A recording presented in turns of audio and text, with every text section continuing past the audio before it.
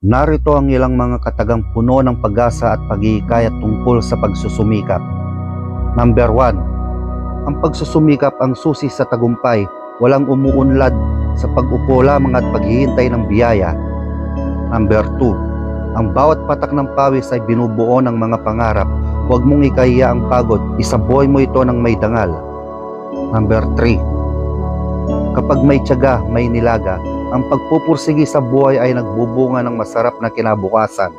Number 4. Ang taong pursigido hindi napipigilan ng hadlang kahit bundok pa ang daanan, gagawan niya ng paraan. Number 5. Ang tagumpay ay hindi madadala sa pagiging tamad, ito ay inaani sa pagtsatsaga at pagsisikap.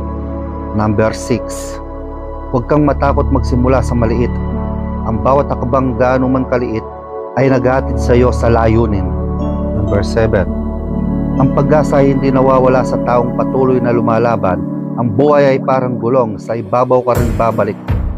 Number 8. Hindi mahalaga kung mabagal ka, ang mahalaga ay hindi ka humihinto.